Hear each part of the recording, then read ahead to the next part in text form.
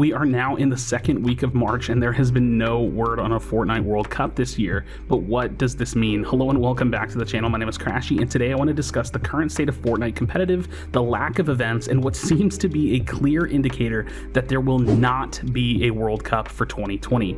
Also, FNCS duos were finally announced with a twist. We're definitely going to cover that later in the video. Definitely want to stay tuned for that. So I guess it's time to eat my words a bit because I was the guy swearing we would get a World Cup. Earlier this year, Epic announced their intention to take action versus collusion, specifically citing pickaxe swinging as a bannable offense in competitive games. For me, this was solid evidence that we would not only get future cash competitions, but also a World Cup, and boy was I wrong. Now here we are in March with no cash cups and no World Cup announcement. On March 2nd, we were finally given a small update from the Fortnite competitive Twitter stating that they were delaying the cash prize competitions pending improvements to the game's performance for both the game client and servers. A fair explanation on the delays for a schedule of cash cups, but a bit troublesome when it comes to hoping that there will be a World Cup this year. I think it's safe to assume the planning it would take for a Fortnite World Cup would be extensive, and any plans that they might have had for the event were either deemed not worth the investment, or that the fear of the coronavirus played a factor in delaying or canceling the unannounced event. Also, I'm sure as you know by now, my organization Team Congarna has also canceled the Box Fight Championship LAN event that I was going to be casting in Las Vegas, which has me pretty bummed, but it is what it is, and you guys, I'm just going to keep working hard for the next opportunity to come. That said, I want to give a massive shout out to the Fortnite guy, Motorius, and Team Congarna for even having considered me for such a role. It was such an honor. I wish we could have got to do it, but we'll see what's coming in the future. Now, I do want to stick to what I said in the past, that not holding a Fortnite World Cup would be bad for perceptions surrounding the health of Fortnite competitive, but I think there could easily be a solution for this problem.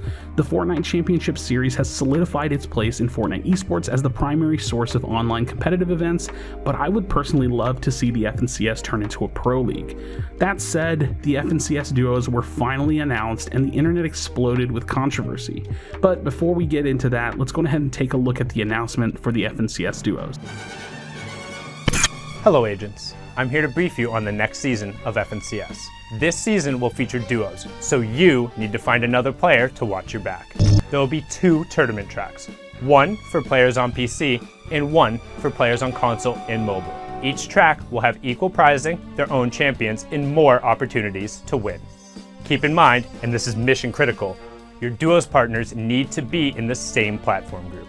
This means that PC players cannot partner with console or mobile players. If you're new to the FNCS or need a refresher on how qualifying works, here's the intel. First, secure access to FNCS by reaching Champion League in Arena. Every week, top scoring teams in each server region claim their spot in the playoffs.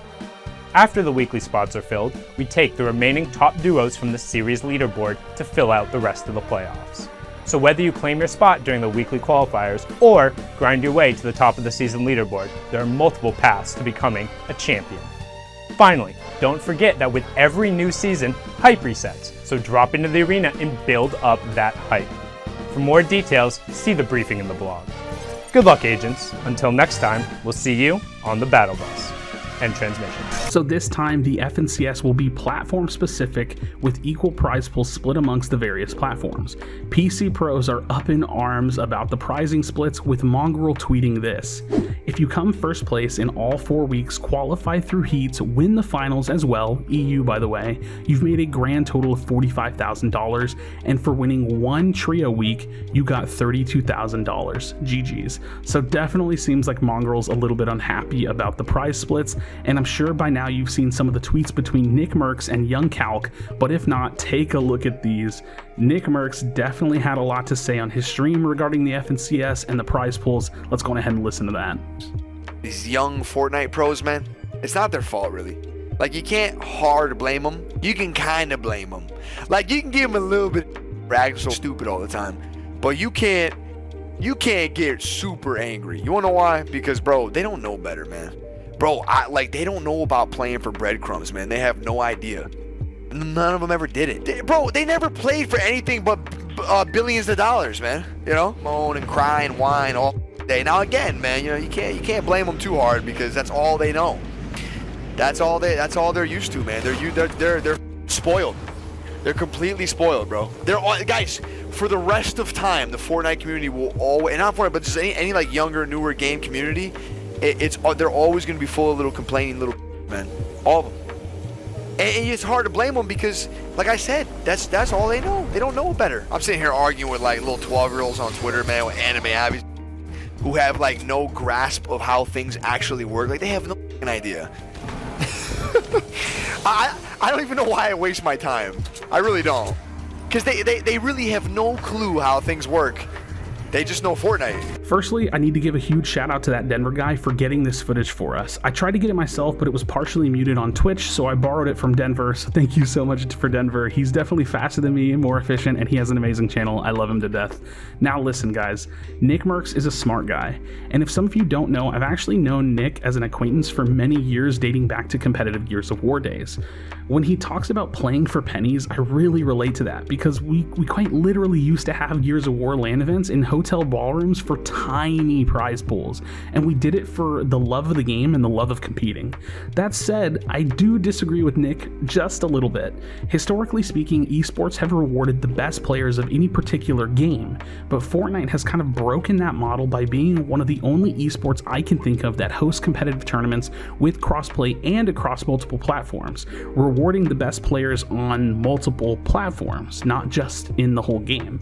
In my opinion, I think it would be best to reward the majority of the prize pool to PC with a smaller percentage going to console and mobile, but I'm also not naive. I understand that most likely PC players are in the minority when it comes to the overall player base, and it's important to take care of the console and mobile players, as Nickmercs said.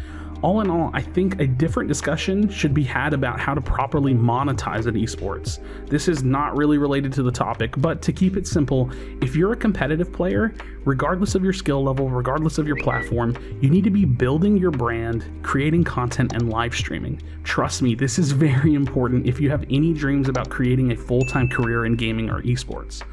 So yeah, the FNCS duos are announced, they're on their way, but still we have a radio silence about a 2020 World Cup, and from where I'm sitting, I think it's going to stay that way. Fortnite is not dead. Fortnite esports is not dead, and we will take it day by day, controversy by controversy, tweet by tweet, video by video. So thanks for checking out the video. As always, I want to pass it to you with the question of the day. What do you think about the FNCS prize pool splits? Is it a good or a bad thing to reward console and mobile equally? Let me know in the comments down below. If you haven't already, please drop a like on the video and subscribe with post notifications on if you enjoyed the content.